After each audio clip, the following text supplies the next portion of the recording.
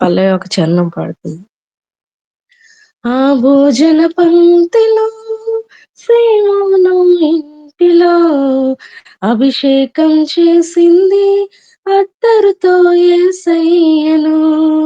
ఆ భోజన పంక్తిలో శ్రీమౌనం ఇంటిలో అభిషేకం చేసింది అత్తరుతో యేసయ్యను. కన్నీళ్లతో పాదాలు కడిగింది తన కురులతో పాదాలు తుడిచింది కన్నీళ్లతో పాదాలు కడిగింది తన కురులతో పాదాలు తుడిచింది. సువాసన సువాసన ఇల్లంత సువాసన ఆరాధన దైవ ఆరాధన ఆత్మీయ ఆలాపన సువాసన సువాసన ఇల్లంత సువాసన ఆరాధన దైవ ఆరాధన ఆత్మీయ ఆలాపన.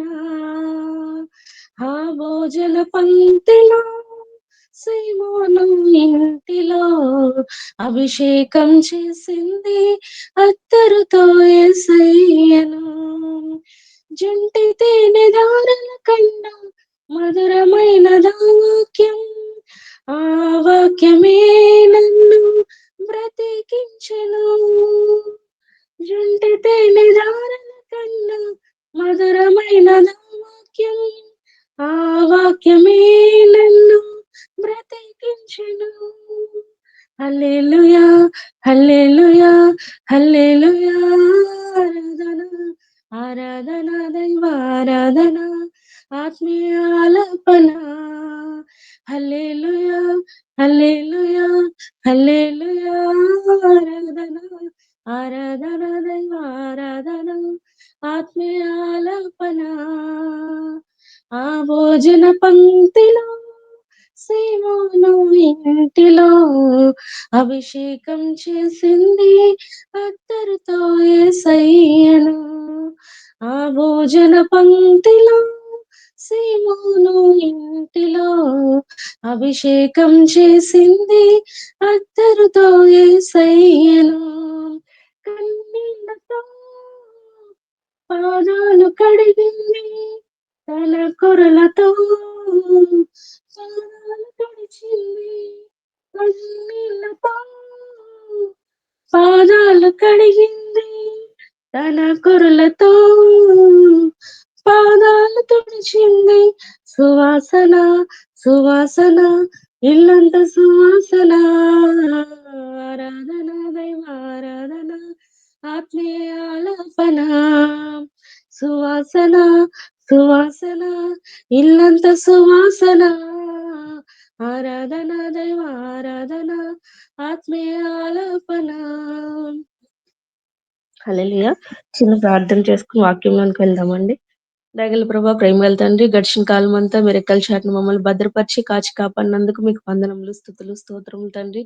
ఈ ఉదయకాల సమయంలో తండ్రి ప్రభా, మేమందరం ఇలా కూడుకుని తండ్రి మిమ్మల్ని ఆరాధించడానికి, దేవా మీకు ప్రార్థించడానికి మీరు ఇచ్చిన భాగ్యం బట్టి వందనములు, స్తుతులు, స్తోత్రములు తండ్రి ప్రభా. మరి దినాన్ని చూడలేని వారు ఎంతో మంది ఉన్నారు తండ్రి ప్రభా. మీరు మా ఎడల కృప చూపించి తండ్రి ప్రభా మమ్మల్ని సజీవ లెక్కలో ఉంచి కాపాడినందుకు వందనములు తండ్రి ప్రభా. మరి ఈ రోజు మరి మీరు నాకు ఇచ్చిన అవకాశాన్ని బట్టి వందనములు, స్తుతులు, స్తోత్రములు తండ్రి ప్రభా. మీ మాటలు కొన్ని ధ్యానించుండగా తండ్రి ప్రభా మీరు నాకు తోడుగా నీడగా ఉండండి నా తండ్రి ప్రభా. మరి మీరే నాతో ఉండి మాట్లాడమని వేడుకుంటున్నాం తండ్రి. మీ ఆత్మ సహాయాన్ని నాకు దయచేయండి నా తండ్రి. ఈ కొద్ది ప్రార్థన మీ పాద సన్నిధి చేర్చుకుంటారని త్వరలో రాని యేసుక్రీస్తు స్వామి పేరిట మిక్కిలి వినయంతో అడిగి బ్రతిమలాడి వేడుకుంటున్నాం తండ్రి. ఆమేన్. అందరికీ మరి ఒకసారి వందనములండి. మరి రేపు మట్టలాదివారంగా కాబట్టి మరి దాని గురించి కొంత ధ్యానం చేసుకుందామని మరి నేను ప్రిపేర్ అయ్యి వచ్చాను. మరి మనం మట్టలాదివారం గురించి చూసుకున్నట్లయితే మరి యేసు ప్రభువు గారు మరి మరణానికి ముందు మరి 6 రోజుల ముందు యెరూషలేంకి వెళ్ళినటువంటి రోజుగా మనం ఈ రోజు మట్టలాదివారాన్ని జ్ఞాపకం చేసుకోవాలి. అంటే మట్టలాదివారానికి ముందు ఉన్న శనివారాన్ని కూడా అంటే లాజర్‌ని సమాధిలో నుండి మరి యేసుప్రభు వారు బ్రతికిస్తారు కదా! ఆ రోజుని శనివారాన్ని మరి లాజర్ సాటర్‌డేగా కూడా మరి వాళ్ళు జరుపుకుంటారు. మరి ఆయన చనిపోయిన తర్వాత మ లాజర్‌ని చూద్దామని మరి సీమోను, పేతురు వాళ్ళ ఇంటి దగ్గర మరి భోజనానికి కూర్చున్నప్పుడు శిష్యులు మరి అనేకులు కూర్చున్నప్పుడు మరి మరియ ఆహ్, అత్తరు బుడ్డిని పగలగొట్టి ఆయనకి అభిషేకం చేస్తున్నట్లు మనకి కనిపిస్తది. ఆ తర్వాత రోజు, ఆ మరుసటి రోజు మరి యెరూషలేంకి వెళ్ళాలనేసి మరి ప్రభువారు అనుకుంటారు. ఇంకా అప్పుడు యెరూషలేంకి వెళ్దామనే సమయంలోనే మరి అక్కడ మరి మట్టలు పరిచి మరి అందరూ ఆయన్ని స్వాగతిస్తున్నట్లు మనకి కనిపిస్తది. మరి దీని గురించి మనం చూసుకున్నట్లయితే ఆయన యెరూషలేంకి వెళ్ళడం అనేది అంటే ఆయనెప్పుడు వెళ్తా ఉండేవారు. కాకపోతే ఇక్కడ చూసుకున్నట్లయితే మనం 3 ప్రత్యేకమైన అంశములుగా మనం ఆయన యెరూషలేంకి వెళ్ళడం అనేది మనం గమనించవచ్చు. అంటే ఆయనెప్పుడు యెరూషలేంకి వెళ్ళినా కాలినడకనే వెళ్ళినట్లు మనకి కనిపిస్తది. కానీ ఇక్కడ మనం చూసుకున్నట్లయితే మరి మట్టలాదివారపు రోజున ఆయన గాడిద మీద మరి యెరూషలేంకి వెళ్ళినట్లు మనకి కనిపిస్తది. అలాగే మరి యెరూషలేంకి వెళ్ళడం గూడా అది ఇంక ఆయన చివరి ప్రయాణంగా మనం భావించాలి. ఎందుకంటే తర్వాత ఆయన సిలువలో మరి మరణించవలసి వస్తుంది కాబట్టి. తర్వాత మరి ఈ యెరూషలేము ప్రయాణాన్నే మనం ఒక ముందడుగుగా అంటే ఆయన సిలువకి వెళ్ళబోయే ఒక ఒక ముందు అడుగు వేసినట్లుగా మనకి కనిపిస్తది. మనకి మట్టలాదివారం గురించి లేదా మరి యెరూషలేంకి మరి ఈ వెళ్ళడం గురించి మనం బైబిల్ గ్రంథంలో చూసుకున్నట్లయితే మరి 4 సువార్తల్లోనూ మనకి ఈ వాక్యం గురించి వ్రాయబడి ఉంది. మరి మత్తయి సువార్తలో మనం చూసుకున్నట్లయితే 21వ అధ్యాయము 1 నుంచి 14, 13 వచనం వరకు కనిపిస్తది. అలాగే మార్కు సువార్తలో గూడా మరి 11వ అధ్యాయంలో కనిపిస్తది. అలాగే లూకా సువార్తలో గూడా 19వ అధ్యాయంలో మనం చూడగలము. అలాగే యోహాను సువార్తలో గూడా 12వ అధ్యాయంలో మరి 12, 15 వచనంలో మాత్రం మనం చూడగలము. మనం మరి మత్తయి సువార్తలోని విషయాలు మనం కొంతసేపు ధ్యానించుకున్నట్లయితే మత్తయి సువార్త 21 అధ్యాయము మత్తయి సువార్త 21 అధ్యాయము మరి 1 వచనము. తరువాత యెరూషలేమునకు సమీపించి ఒలీవ చెట్ల కొండ దగ్గర ఉన్న బేత్పగేకు వచ్చినప్పుడు యేసు తన శిష్యులలో ఇద్దరిని చూచి మీ ఎదుటనున్న గ్రామమునకు వెళ్ళుడి. వెళ్ళగానే కట్టబడి ఉన్న ఒక గాడిదయు దానితోనున్న ఒక గాడిదపిల్లయు మీకు కనబడును. వాటిని విప్పి నా యొద్దకు తోలుకొని రండి. ఇక్కడ మనం చూసినట్లయితే మరి ఆయన యెరూషలేమునకు సమీపించి ఒలీవ చెట్ల కొండ దగ్గర ఉన్న బేత్పగేకు వచ్చినప్పుడు మరి ఆయన శిష్యులకి మరి ఆజ్ఞాపిస్తున్నట్లు మనకి కనిపిస్తుంది. ఆ గ్రామంలోకి వెళ్లి గాడిద పిల్ల కట్టబడి ఉంటది. దాన్ని తీసుకొని రండి అని చెప్తున్నారు. మరి ఇక్కడ బేత్పగేకి వచ్చినప్పుడు అని మెన్షన్ చేస్తున్నారు. అంటే ఇక్కడ బేతనియా, బేత్పగే అని ఉంటది. అంటే మత్తయి గారు గూడా రాసారు. అలాగే ఈ వచనము బేత్పగే, బేతనియా అనేది జంట పట్టణాలుగా లేదా జంట గ్రామాలుగా మనం చెప్పుకోవచ్చు. మరి ఇక్కడైతే మెన్షన్ చేయలేదు గానీ మనం దీనిని మరి చూసినట్లయితే లూకా సువార్తలో 19వ అధ్యాయము మార్కు సువార్తలో మనకి కనిపిస్తది. అంటే బేత్పగే, బేతనియా అని. మార్కు సువార్త 11వ అధ్యాయం 1 వచనంలో చూసినట్లయితే వారు యెరూషలేమునకు సమీపించి ఒలీవల కొండ దగ్గరనున్న బేత్పగే, బేతనియా అను గ్రామములకు వచ్చినప్పుడు అంటే ఇది 2 పట్టణములుగా మనకి 2 గ్రామాలుగా మనకి కనిపిస్తుంది. మరిక్కడికి వచ్చినప్పుడు ఆయన శిష్యులకి మ ఆజ్ఞాపిస్తున్నట్లు కనిపిస్తుంది కదా! వెళ్లి అక్కడ కట్టబడి ఉన్న గాడిద పిల్లను తీసుకొని రమ్మని చెప్తున్నారు. ఇక్కడ మరి ఎందుకు ప్రభువారు గాడిదను తీసుకురమ్మంటున్నారు? అంటే గా గాడిదతో మరి ఏంటి అవసరం అని మనం చూసుకున్నట్లయితే మరి జెకర్యా గ్రంథంలో మరి ఈ ప్రవచనం చెప్పబడి ఉంటుంది. మరి దానిని నెరవేర్చడానికి ఆయనకి మరి గాడిద పిల్ల ఆహ్, అవసరమై ఉంటుంది. మరి ఒకసారి మనం జెకర్యా గ్రంథము 9వ అధ్యాయము 9వ వచనం చూసుకున్నట్లయితే, జెకర్యా గ్రంథము 9వ అధ్యాయము 9వ వచనము.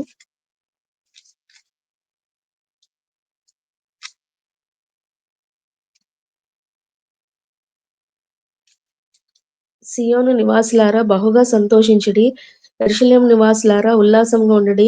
నీ రాజు నీతిపరుడును, రక్షణ గలవాడును, దీనుడై గాడిద పిల్లను ఎక్కి నీ యొద్దకు వచ్చుచున్నాడు. ఇక్కడ చూసినట్లయితే మరి ఈ ప్రవచనము నెరవేరడానికి మరి ఆయన గాడిద పిల్లను ఎన్నుకున్నట్లు మనకి కనిపిస్తుంది. మరి ఇక్కడ సియోను నివాసులారా బహుగా సంతోషించుడి, యెరూషలేము నివాసులారా ఉల్లాసంగా ఉండుడి అని ఇక్కడ మరి జకర్యా ప్రవక్త గారు చెప్తున్నట్లు మరి ఆయన నీతిపరుడు. ఈ భూమి మీద మరి నీతిమంతుడైన వాడు ఒక్కడు గూడా లేడు. మరి ఆయన నీతిపరుడుగా ఈ భూలోకంలో ఉండి జీవించినట్లు మనకనిపిస్తది. ఆయనే నీతిపరుడు. మరి భూమి మీద ఉన్న ప్రతి వారిని కూడా రక్షింపగలవాడు కాబట్టి, మరి సీయోను కుమారి, యెరూషలేము నివాసులారా మీరందరూ సంతోషంగా ఉండండి, ఉల్లాసంగా ఉండండని ఆహ్, జకర్యా ప్రవక్త మరి మాట్లాడుతున్నట్లు మనకి కనిపిస్తుంది. మరి ఆ ప్రవచనము నెరవేరడానికి మరి యేసుక్రీస్తు ప్రభువారు ఈ గాడిద మీద మరి రావాల్సి వచ్చింది. ఇక్కడ చూసినట్లయితే మరి అమ్మా మైక్ కొంచెం దగ్గర పెట్టుకోండమ్మా. మైక్ ఆ! కొంచెం దగ్గర పెట్టుకోండి. ఇక్కడ గాడిద మీద గాడిదను ఎన్నుకొని తీసుకొని రావాల్సి వచ్చింది. మరిక్కడ చూసుకున్నట్లయితే మరి గాడిద పిల్లను కూడా తీసుకొని వచ్చారు. మరి యేసు ప్రభువారు మరి దేని మీద కూర్చున్నారు? గాడిదనా? లేదా గాడిద పిల్ల మీద అని మనం చూసుకున్నట్లయితే ఇక్కడ మత్తయి సువార్తలో మాత్రం మనకి ఇక్కడ కనిపిస్తుంది. ఆహ్, 4 వచనం చూస్తున్నట్లయితే మూడో వచనం చూసినట్లయితే, ఎవడైనను మీతో ఏమైనను అనిన యెడల అని ప్రభువు ఆహ్, అవి ప్రభువునకు కావాల్సి ఉన్నవని చెప్పవలెను. వెంటనే అతడు వాటిని తోలి పెట్టునని చెప్పి వారిని పంపెను. ఇక్కడ మరి యేసు ప్రభువారు వాళ్ళకి ముందుగానే చెప్పి పంపించారు. ఆ 2 తీసుకొని రండి. ఒకవేళ ఎవరన్నా అడిగితే గనక అవి ప్రభువుకు కావాల్సి ఉన్నవని చెప్తే మరి అతనే వాటిని విప్పి తోలుకొని వస్తానని చెప్పి వాళ్ళని పంపించారు. మరి అదే విధంగా అతను గాడిదలను విప్పి వాళ్ళకిచ్చినట్లు మనకు కనిపిస్తుంది. 4 వచనంలో ప్రవక్త వలన చెప్పబడినది నెరవేరినట్లు ఇది జరిగెను. ఇదేమనగా అంటే ఇక్కడ జకర్యా గ్రంథంలో చదివిందే మనకిక్కడ 5 వచనంలో కనిపిస్తుంది. ఇదిగో నీ రాజు సాత్వికుడై గాడిదను భారవాహక పశువు పిల్ల అయిన చిన్న గాడిదను ఎక్కి నీ యొద్దకు వచ్చుచున్నాడని సీయోను కుమార్తెతో చెప్పుడి అనున్నది. ఇక్కడ చూసినట్లయితే మరిందాక మనం జకర్యా గ్రంథంలో చదువుకున్న మరి ప్రవచనము మరి ఇక్కడ నెరవేరినట్లు మనకు కనిపిస్తుంది. ఆయన ప్రవచనం నెరవేర్చడానికి మరి ఈ లోకానికి వచ్చారు గాబట్టి, మరి ప్రవచనాన్ని రీతిగానే మరి ఆయన గాడిద పిల్లను మరి తీసుకున్నట్లు కనిపిస్తుంది. శిష్యులు వెళ్లి 6 వచనము యేసు తమకు ఆజ్ఞాపించిన ప్రకారం చేసి, ఆ గాడిదను దాని పిల్లను తోలుకొని వచ్చి, వాటి మీద తమ బట్టలు వేయగా, ఆయన బట్టల మీద కూర్చుండెను. ఇక్కడ చూసినట్లయితే మరి ఆ గాడిద మీద తోలుకొని వచ్చి వాటి మీద బట్టలు వేయగా అనుంది. మరి వాటి మీద బట్టలు వేయగా అంటే మరి యేసుప్రభు గారు మరి ఏ గాడిద మీద మనకి కూర్చున్నారు అనేసి మనం తెలుసుకోవాలి అని అనుకుంటే, మరి ఇక్కడ మత్తయి గారైతే మెన్షన్ చేయలేదు గానీ ఆహ్, మరి మార్కు సువార్త 11వ అధ్యాయం 7వ వచనంలో చూసినట్లయితే మరి అక్కడ మార్కు సువార్త 11వ అధ్యాయము 7వ వచనము వారు ఆ గాడిద పిల్లను యేసునొద్దకు తోలుకొని వచ్చి, తమ బట్టలు దానిపై వేయగా, ఆయన దాని మీద కూర్చుండెను. ఇక్కడ మనకి క్లియర్‌గా ఇక్కడ మార్కు గారు మెన్షన్ చేసినట్లు మనకు కనిపిస్తుంది. వారు ఆ గాడిద పిల్లను యేసునొద్దకు తోలుకొని వచ్చి, తమ బట్టలు దానిపై వేయగా, ఆయన దాని మీద కూర్చున్నాడు. మరి యేసు ప్రభువారు గాడిద పిల్ల మీదనే కూర్చున్నారు. అలాగే మరి యోహాను సువార్తలో గూడా మనకి గాడిద పిల్ల మీద కూర్చున్నట్లు కనిపిస్తది. ఇదిగో నీ రాజు గాడిద పిల్ల మీద ఆసీనుడై వచ్చుచున్నాడనే మాటలు మనకక్కడ కనిపిస్తాయి. మరి ఎందుకు యేసు ప్రభువారు ఈ గాడిద పిల్ల మీద ఎక్కారు అని మనం చూసుకున్నట్లయితే, లూకాసు వార్త 19 అధ్యాయము 30 వచనము మరి ఒకసారి మనం చదువుకున్నట్లయితే, లూకాసు వార్త 19 అధ్యాయము 30 వచనము మరి మీరు ఎదుటనున్న గ్రామమునకు వెళ్ళుడి. అందులో మీరు ప్రవేశింపగానే కట్టబడి ఉన్న ఒక గాడిద పిల్ల మీకు కనబడును. దాని మీద ఏ మనుష్యుడును ఎన్నడూ కూర్చుండలేదు. దానిని విప్పి తోలుకొని రండి. మరిక్కడ మనం ఆయన గాడిద పిల్ల మీద కూర్చోడానికి కారణం గూడా, మరి ఆ గాడిద మీద ఎవరు గూడా ఎక్కి కూర్చోలేదు. ఎవరు గూడా దానిని ఉపయోగించలేదు. దేనికి గూడా దాన్ని ఉపయోగించలేని గాడిద పిల్లగా ఇక్కడ మనకి కనిపిస్తుంది. మరి యేసుక్రీస్తు ప్రభువారు మరి గాడిదనే ఎందుకు ఎన్నిక చేసుకున్నారు? ఆయన రాజుగా వస్తున్నారు. మరి రాజుగా మరి వాళ్ళ జయోత్సాహం మరక్కడ చెప్తున్నారు కదా! మరి యేసుక్రీస్తు ప్రభువారు మరి గుర్రాన్ని గాని వేరే ఆహ్, రాజు కదా! రాజులు ఉపయోగించేది ఎక్కువగా గుర్రాలను ఉపయోగిస్తారు. కానీ మరి యేసుక్రీస్తు ప్రభువారు మరి గుర్రాన్ని కాదు గానీ మరి గాడిద పిల్లని ఎన్నుకున్నారు. ఎందుకు అని మనం గ్రహించినట్లయితే మరి ఆయన మొదటి రాకడలో మనకి రాజుగా వచ్చినప్పటికీ, మరి సమాధానానికి రాజుగా, మరి సమాధానానికి కర్తగా మనకి యేసుక్రీస్తు ప్రభువారు మరి ఈ లోకానికి రావడం జరిగింది. మరి రెండవ రాకడలో మాత్రం ఆయన మరి అందరిని మరి రాజుగా మరి పరిపాలించడానికి, తీర్పు తీర్చడానికి మరి యేసుక్రీస్తు ప్రభువారు రెండవ రాకడలో మనకి మరి ఆయన గుర్రంపై వస్తున్నట్లు మనకి ప్రకటన గ్రంథంలో మనకి కనిపిస్తూ ఉంటుంది. ప్రకటన గ్రంథం 19 అధ్యాయం 11 వచనంలో మరాయన ప్రతి ఒక్కళ్ళకి తీర్పు తీర్చే విధంగా మరి తెల్లని గుర్రంపై ఉన్నట్లు మనకి ఆ వచనాలు కనిపిస్తాయి. కాకపోతే ఇక్కడ మనం దీని గురించి మాట్లాడుకుంటున్నాం గాబట్టి మరాయన దీనుడుగా మరి ఈ లోకానికి వచ్చారు. మరి తండ్రితో మనకి సంబంధాన్ని, మరి సమాధానాన్ని తండ్రితో తండ్రితో మనకి సమాధాన పరచడానికి మరాయన ఈ లోకానికి వచ్చినట్లు మనకి కనిపిస్తుంది. కాబట్టి ఆయన దీనుడుగా మరి ఆహ్, ఆహ్, గాడిదను మరి ఎన్నుకున్నట్లు మరి దీనత్వానికి గుర్తుగా మనకి కనిపిస్తుంది. మరియు రోమపత్రిక 5వ అధ్యాయం 1 వచనం మనం చూసినట్లయితే రోమపత్రిక 5వ అధ్యాయము 1 వచనం.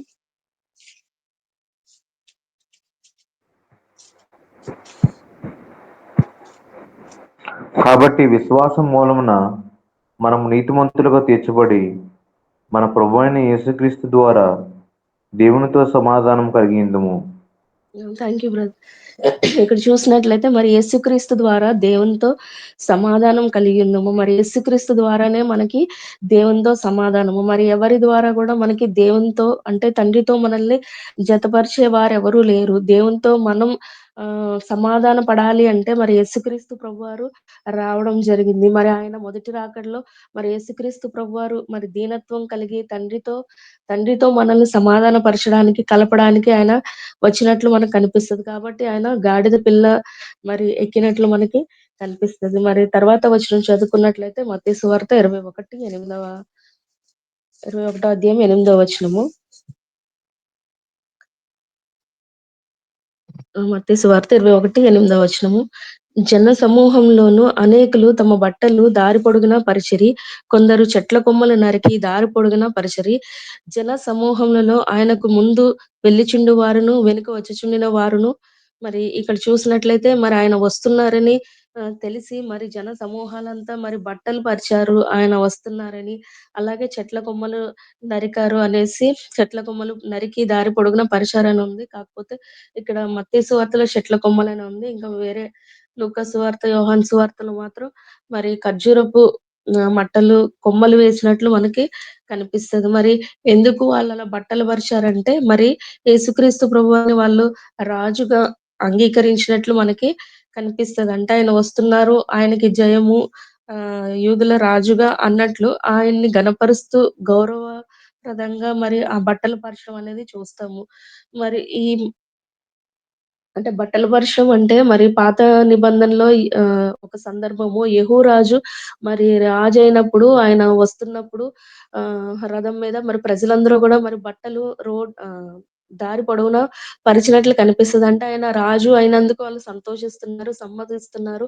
రాజు అని ఒప్పుకుంటున్నారు అన్న రీతిగా మరి ఇక్కడ మరి యేసు ప్రభువారు మరి గాడిద పిల్ల మీద ఎక్కి వస్తున్నప్పుడు మరి సమూహమంతా మరి బట్టలు అలాగే మరి ఖర్జూరపు మట్టలు అవన్నీ గూడా మరి పరిచినట్లు కనిపిస్తది. మరి బట్టలు పరచడం కూడా ఒక గౌరవ సూచకంగా ఆయన్ని ఆహ్వానిస్తున్నట్లు, సన్మానిస్తున్నట్లు మనకు కనిపిస్తుంది. మరి రాజకీయ మరి ప్రెజెంట్ డేస్‌లో మరి లేదా రాజకీయ పార్టీల్లో గాని ఎక్కడన్నా చూసినా గూడా మరి సభలు జరిగినప్పుడు గూడా మరి అటు ఇటు చైర్స్ ఏసినా మన మధ్యలో రెడ్ కార్పెట్ అంటే వాళ్ళు రావడానికి రాజకీయ నాయకులు లేదా మరి స్పీకర్స్ ఎవరైనా గౌరవప్రదమైన వాళ్ళు రావడానికి కాస్త దారిలో రెడ్ కార్పెట్ లాగా వేస్తూ ఉంటారు. అంటే అదొక గౌరవప్రదమైన సూచనగా మనకి కనిపిస్తది. అలాగే ఇక్కడ గూడా వీళ్ళు దేవుణ్ణి రాజుగా అంగీకరిస్తున్నట్లు దావీదు రాజు, దావీదు కుమారునికి జయము అంటే ఆయన రాజుగా మరి ఒప్పుకుంటున్నట్లు ఈళ్ళు బట్టలు పరచడము, గౌరవంగా ఆయన్ని సత్కరిస్తున్నట్లు, తీసుకువస్తున్నట్లు మనకిక్కడ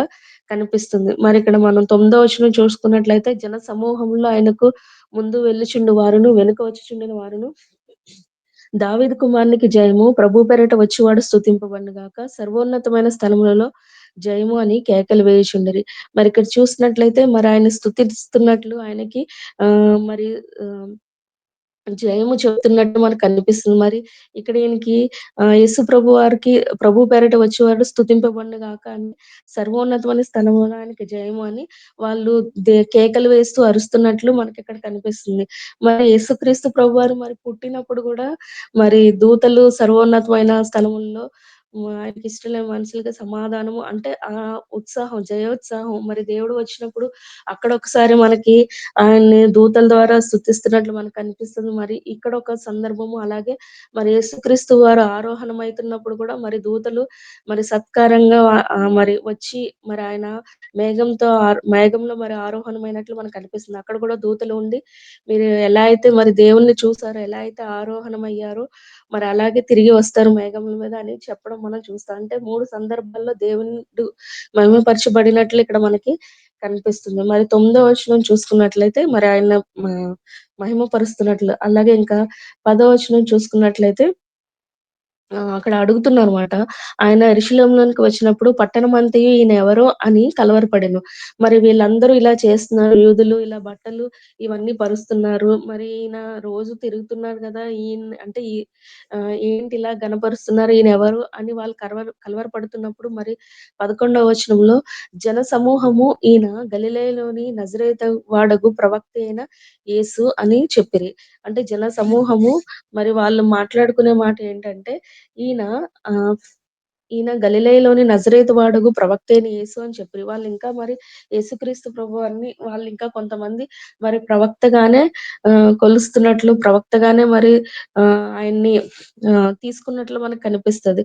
మరి ఇక్కడ మనం చూసుకున్నట్లయితే మరి యేసుక్రీస్తు ప్రభువారిని అంటే చాలామంది మరి జయము, జయము అని అరిచిన వారే మరి తర్వాత కూడా మరి యేసుక్రీస్తు వారు సిలువ వేయాలి అన్నప్పుడు గూడా మరి అందులో కొంతమంది కూడా ఉండి ఉండవచ్చు. అంటే సిలువ వేయండి, సిలువ వేయండి అని అరిచే వారిలో గూడా మరి చాలా మంది ఉండవచ్చు. ఎందుకంటే మరి యేసుక్రీస్తు ప్రభువారు దేవుని కుమారుడిగా మరి ఈ లోకానికి వచ్చినప్పటికీ ఆయన్ని కొంతమంది ప్రవక్తగాను ఆహ్, కొ కొంతమంది ప్రవక్తగానే మరి భావించారు. మరి దేవుని కుమారుడుగా కొంతమంది మరి అర్థం చేసుకోలేకపోయారు. కాకపోతే ఇక్కడ మనం చూసినట్లయితే ప్రవక్త అయిన యేసు అని చెప్తున్నట్లు మనకు కనిపిస్తుంది. మరి ఈ రోజు వరకు గూడా మరి చాలా మంది యేసుక్రీస్తు ప్రభువారు మరి ఈ లోకానికి వచ్చిన మరి ప్రవక్తగానో లేదా మరి ఆయన వచ్చి మరి చనిపోయి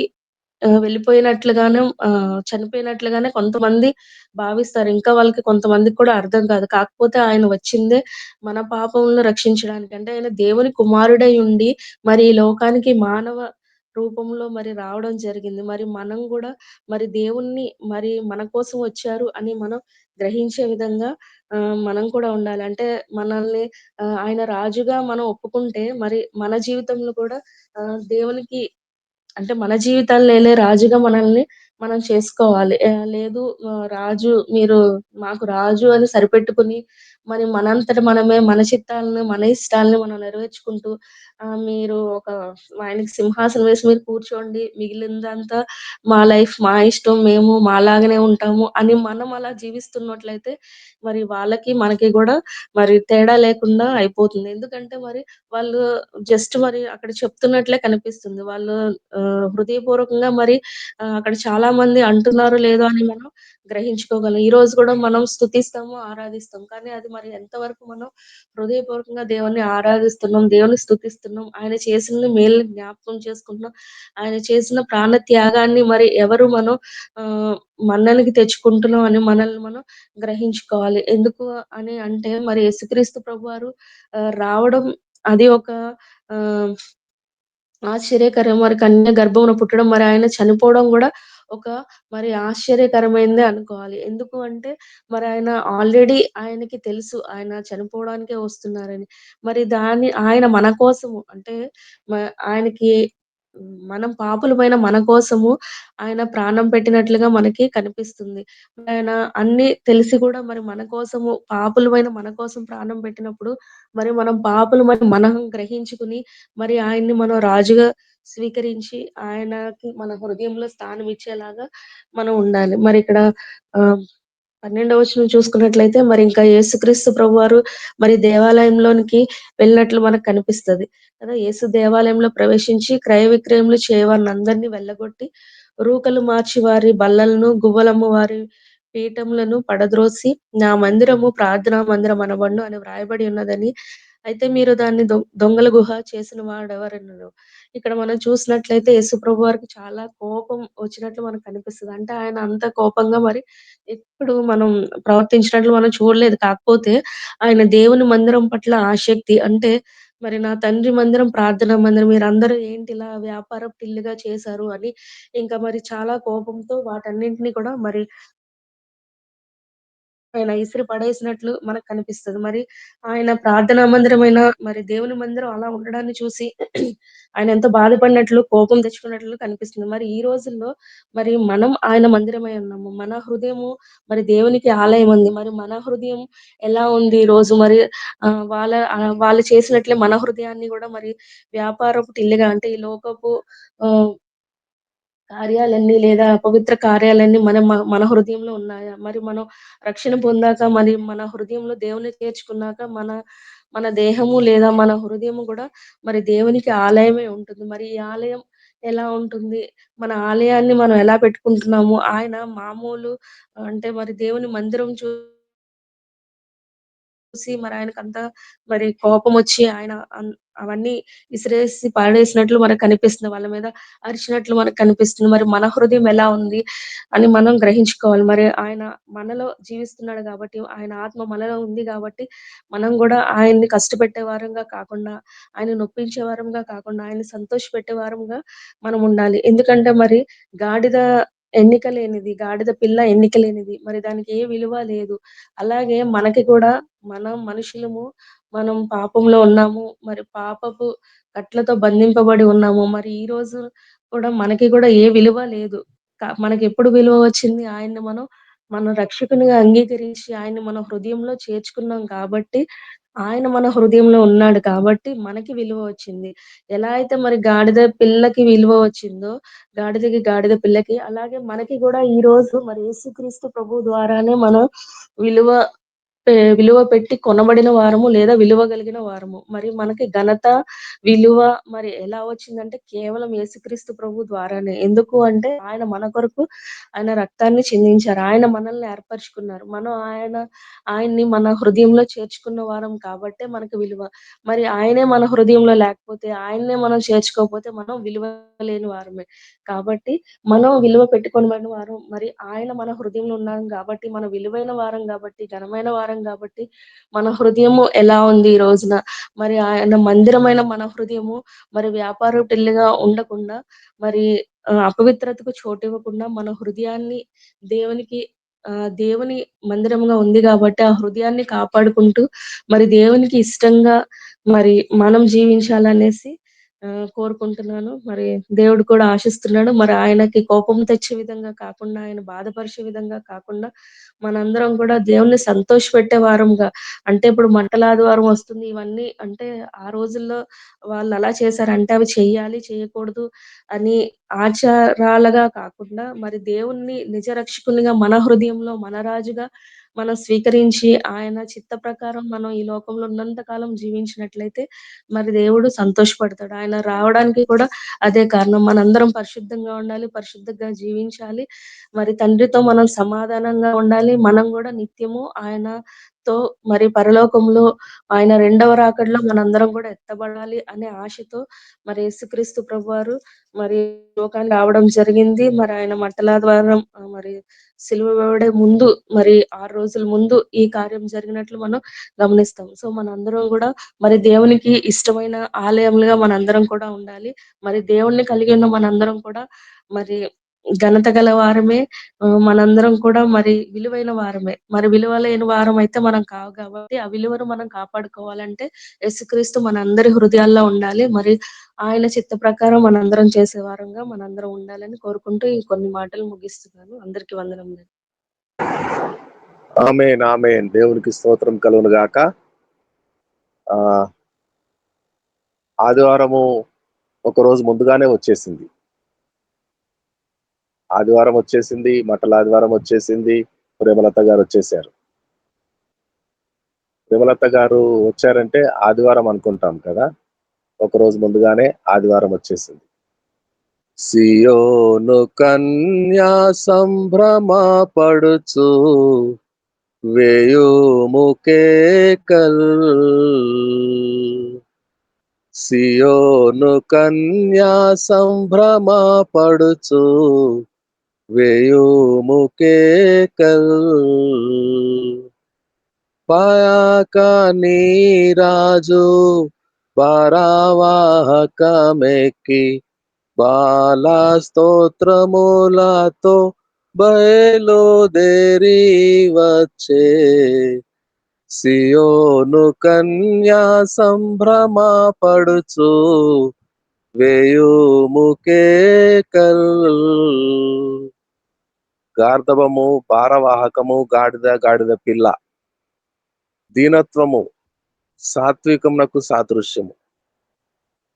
నీ రాజు దీనుడును సాత్వికుడును గనుక గాడిద పిల్లని ఎక్కి నీ యొద్దకు వచ్చుచున్నాడు. నీ యొద్దకు నా యొద్దకు వచ్చిన దీనుడు సాత్వికుడు, సర్వలోకములను ఏలువాడు, నిన్నేలుటకు, నీ ఇంట ప్రవేశించుటకు, నీ ఇల్లు దేవ మందిరమై ఉండుటకు, వ్యాపారపు ఇల్లుగా కాకుండా దైవారాధన ఉండే ఇల్లుగా, సువాసన ఆరాధన జరిగే ఇంటిగా ఉండుటకు రాజు మన యొద్దకు వచ్చి ఉన్నాడు. దేవునికి స్తోత్రం కలుగును గాక. చక్కని వర్తమానము అందించిన కుమార్తెకు దేవుని ఆశీస్సులు నిండుగా మెండుగా కుటుంబం అంతటికి ఉండునుగాక. శ్రీనివాస్ గారికి, పిల్లలకు, వారి ఉద్యోగం కూడా, శ్రీనివాస్ గారి ఉద్యోగం కూడా హైదరాబాద్నకు వచ్చినట్లుగా, ట్రాన్స్ఫర్ అవునట్లుగా మనం ఎన్నో దినములుగా ప్రార్థించుతున్నాము. ప్రార్థన దేవుని సన్నిధిలో జ్ఞాపకార్థముగా ఉంటది. సమయం వచ్చినప్పుడు దేవుడు తన కార్యము చేస్తాడు. దేవునికి స్తోత్రం, హల్లెలూయా. మంచిది, మన తల్లిగారు మధ్యలో ఉన్నారు, మన అమ్మగారు మహిమ కుమార్ అమ్మగారు. ముగింపు ప్రార్థన. ప్రార్థన చేసుకుందాం. దేవాది దేవునికి, బాబు వారి కుటుంబానికి చేరువచ్చిన మీ అందరికీ వందనాలండి. వీలున్న వారందరం మోకరించుదాం. మహోన్నతుడా పరలోకపు తండ్రి, నీకు వందనాలు, స్తోత్రాలు తండ్రి. మరి ఒక ఉదయకాలం నీ ఉచితమైన మహాదయా కృప ఆయుష్కాలకి కిరీటములతో యేసు వైపు చూచని సహవాస బలిపీఠ సన్నిధానానికి మేము వచ్చినట్లుగా తండ్రి, ఆయా పరలోకపు తండ్రి పిల్లలుగా నాయన మీరు చూపించిన మహాశ్రేష్టమైన కృపను బట్టి మరొకసారి వందనాలు చెల్లించుకుంటున్నాం. మరి ప్రియులు ఈ రోజు నాయన ఎంతమంది అయితే మరి చేరి వచ్చారో తండ్రి, వారందరిని బట్టి వందనాలు నాయన. మరి ఉదయకాలమే తండ్రి నాయన సూర్యోదయం కంటే ముందుగా నీ పాదాల దగ్గరికి రావడానికి హిందూ తెలుగు కార్యక్రమాల ద్వారా మాకు ఎంతో సహాయం చేస్తున్నారు. ఈ సహవాసం ద్వారా తండ్రి నాయన ఎల్ల ప్రజల్ని కూడా ఆశీర్వదిస్తున్నారు. అందరిని బట్టి వందనాలు తండ్రి. ఈ దినంలో కూడా ప్రార్థించిన బిడ్డల్ని, పాటలు పాడిన బిడ్డల్ని, ముఖ్యంగా నాయన ప్రేమలత గారిని మరి నాయన మీరు బలపరుచుకుని చక్కటి పాత్ర వలె వాడుకున్న విధానాన్ని బట్టి కూడా వందనాలు, స్తోత్రాలు నాయన. కట్టబడిన ప్రతి బంధకాల నుంచి విడుదల కలిగే రోజు నా తండ్రి, ఒకరోజు ముందుగా నా తండ్రి మాకు అనుగ్రహించిన ఆయన ఈ సహవాసం ద్వారా